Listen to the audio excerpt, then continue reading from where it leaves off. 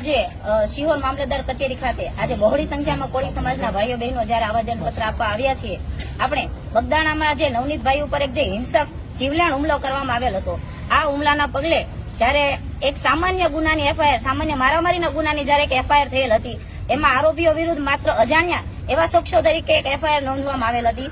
એમાં કોઈ પણ આરોપીઓ વિરુદ્ધ નામજોગ ફરિયાદ કરવામાં ન આવેલ હતી.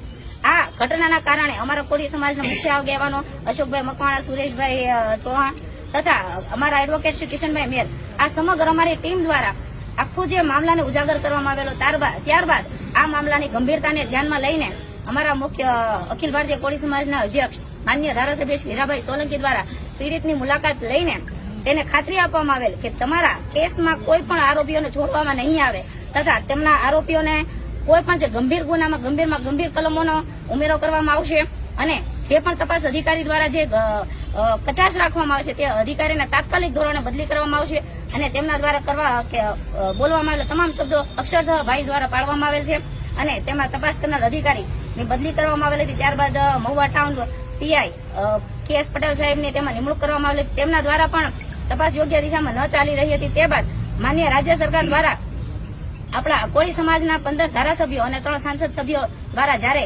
ગાંધીનગરમાં કાલે મુલાકાત થઈને મુલાકાત દ્વારા CM સાહેબ દ્વારા તટસ્થ તપાસની ખાતરી આપવામાં આવેલ હતી અને આ મામલાને લઈને SITની એક નિમણૂક કરવામાં આવેલ હતી, જેમાં અમરેલી ધારીના ડીવાયએસપી શ્રીની અધ્યક્ષતામાં એક SITની નિમણૂક કરવામાં આવેલ છે અને આ SIT દ્વારા અમારી સમગ્ર કોળી સમાજ વતી અમે એક માગણી કરીએ છીએ કે આ ગંભીર ઘટનાના મુખ્ય આરોપી જે હજુ પણ બહાર ફરે છે, આ કાવતરા આરોપીઓને તાત્કાલિક ધોરણે ધરપકડ કરવામાં આવે, તેમને સંડોવણી બહાર પાડવામાં આવે, CCTV તથા કોલ રેકોર્ડિંગ દરેક પ્રકારની માહિતીને જાહેર કરવામાં આવે અને આ આરોપીને તાત્કાલિક ધોરણે ધરપકડ કરવામાં આવે એવી અમારી સમગ્ર કોળી સમાજની લાગણી અને માગણી છે.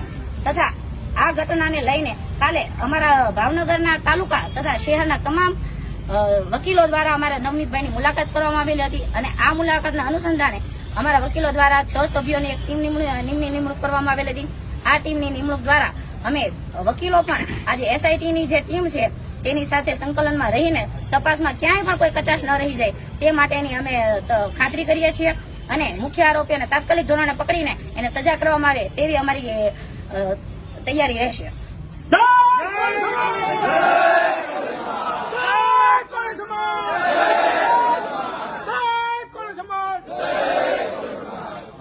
કાર્યક્રમની આભાર વિધિ ભાવનગર જિલ્લા અખિલ ભારતીય કોળી સમાજના મહામંત્રી સુરેશભાઈ ચૌહાણ કરશે અને આપ સૌનો આભાર પણ માનશે.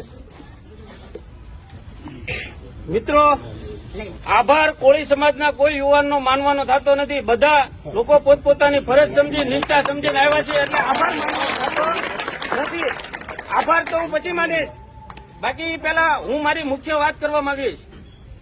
જે મહુવામાં જે ઘટના બની છે અને આપણા જે કોળી સમાજના આગેવાનને જે ઢોર મારવામાં આવ્યો છે તેની અવળા માર્ગે જે ગેરમાર્ગે તમને કહું જે તપાસ ન કરી અને આરોપીને સાવરવાનો પ્રયત્ન કરનાર બગદાણાના PSI ને તાત્કાલિક ધોરણે ડિસમિસ કરવામાં આવે એવી અમારા શિહોર શહેર અને તાલુકાની માંગણી છે. તેમજ અમારા આખા સમાજને રોડે સડેના DSP રીમાબા ઝાલા, જેને પણ તમને કહું તટસ્થ તપાસ નથી કરી અને કેસને ક્યાંક ને ક્યાંક અવળા માર્ગે લઈ ગયા છે, તેની પણ બદલીને અમારે એનું પણ ફરજ મૂક અમારે ડિસમિસ કરવાની અમારી માંગણી છે.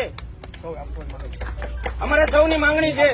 આજે અહીંયા જે મોટી સંખ્યામાં જે સોશિયલ મીડિયાના માધ્યમથી જે લોકો ઉપસ્થિત થયા છે એ સૌ મિત્રોનો હું આભાર માનું છું. સાથે સાથે જે પત્રકાર મિત્રો, જે ન્યૂઝ આવૃત્તિના તંત્રી રિપોર્ટર મિત્રો જે અહીંયા ઉપસ્થિત હતા એમનો પણ હું આભાર માનું છું. અને જ્યારે પણ સમાજની જ્યાં જરૂર પડે ત્યાં આપણે સમાજના કોઈ આગેવાન, કોઈ પણ સંગઠન, કોઈ પણ પક્ષનો કોઈ પણ પક્ષાપક્ષી રાખ્યા વગર કોઈ પણ આગેવાન એક આકલ કરે એટલે આવીને આવી સંખ્યામાં બધા લોકો ઉપસ્થિત થજો. જય જય કોળી સમાજ.